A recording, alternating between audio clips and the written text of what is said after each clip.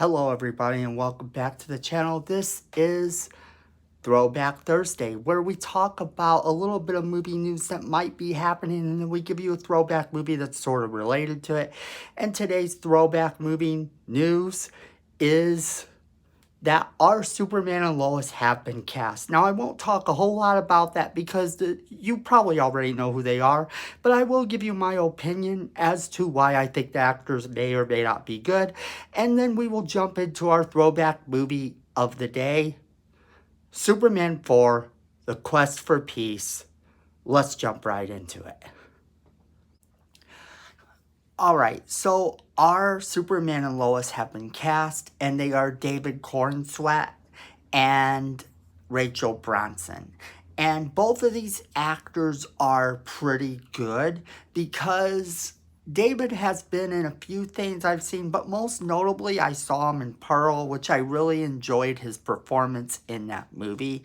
Now, Rachel in herself isn't really any slouch when it comes to Hollywood thus far. While she isn't a household name, she has a lot of things going for her. A lot of awards and stuff that she's won. She has become one of those actresses that people look forward to seeing if you know her roles. So she's done a lot of things with House of Cards and then The Marvelous Miss Maisel.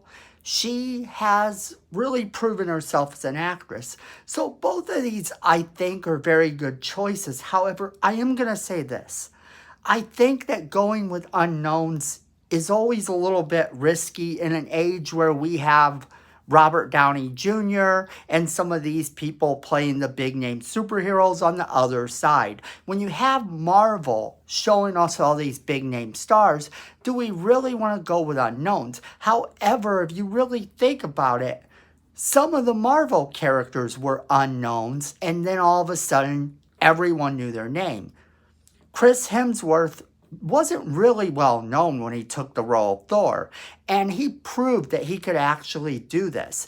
And when it comes to David Corenswet, I actually loved his performance in Pearl, and I liked him in those few other things I've seen when I actually did take the time to recognize exactly who he was. Because that's the thing, he's just starting out, so he's not really on the radar as to what I'm going to be watching for when I go to a movie. However, giving him this lead role gives him a chance to shine. And I think his acting chops are probably going to impress us.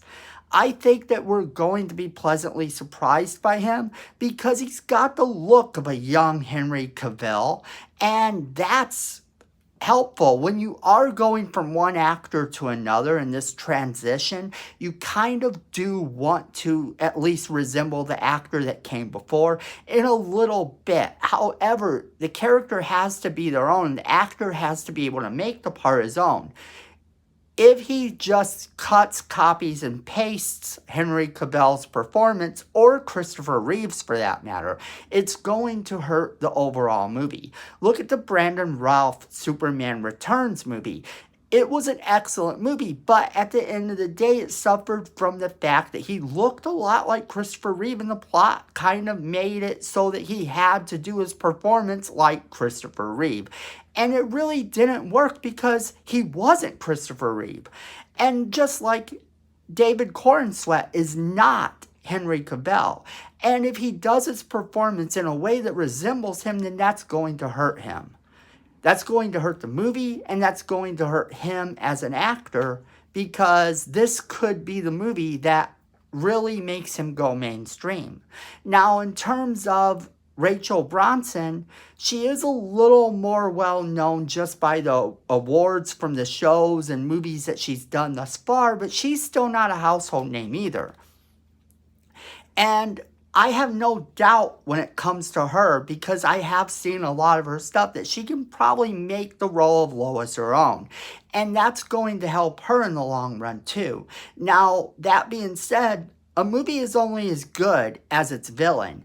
And we don't know yet who is going to be playing Lex Luthor or Brainiac or whoever the villain is. We do know that Lex Luthor is one of the villains that has been slated to be in this movie, but we don't know actually who's going to play him yet. And I think that's going to help along the process as well, knowing who's going to play Lex Luthor and what they bring to the table.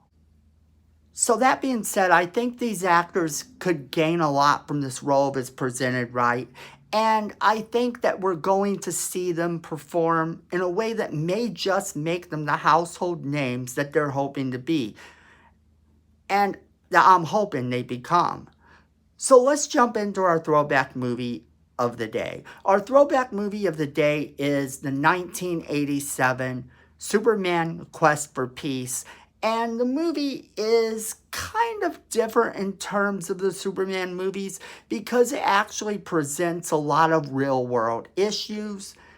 However, it is done more comical than the Snyderverse was by a long shot. And the villains are kind of cheesy.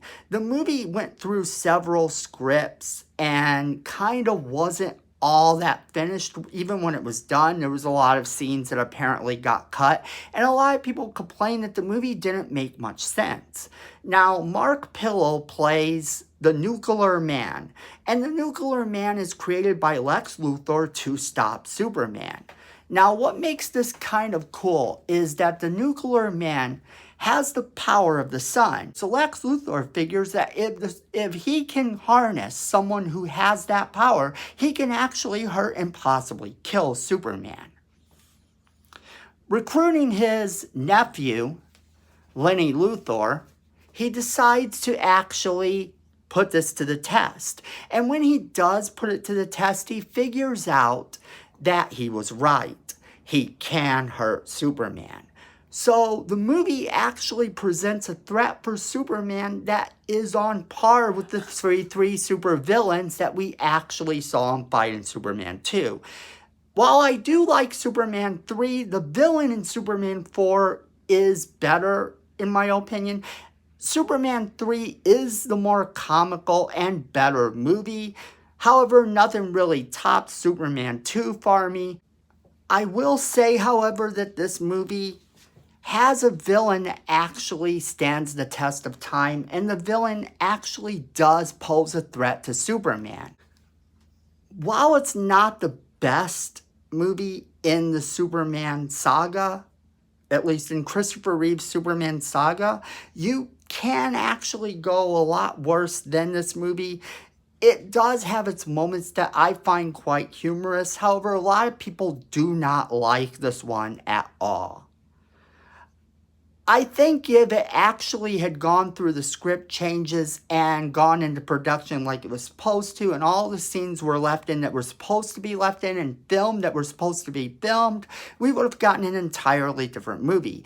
So overall, with it not really being all that amazing, but still having one of my favorite Superman movie villains of all time, and the Nuclear Man didn't appear in comic books till a lot later. So this was the first time you would actually see the Nuclear Man. The Nuclear Man would go on to appear in the comics a few times as sort of a joke, once even appearing in the Phantom Zone.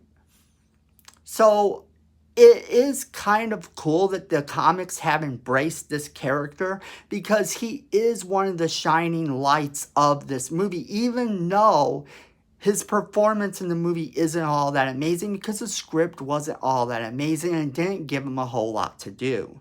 The movie is one of those, though, that I do recommend if you like comic book movies because it is action-packed at least. So let us know what you thought of this movie. If you liked it, didn't like it, let us know what you thought of the casting choices as well. We want to hear from you. So leave us a comment in the comment box. Make sure to share this video with all of your friends. Hit that like button because it's free and it helps the channel. We appreciate it. And then also Miko says we need more subscribers. And look at this face. Miko wouldn't lead you wrong, so go ahead and hit that subscribe button and hit that notification bell so you don't miss a single video we do. And then friends, at the end of the day, I know it, you know it, and Miko knows it. Fandom is family.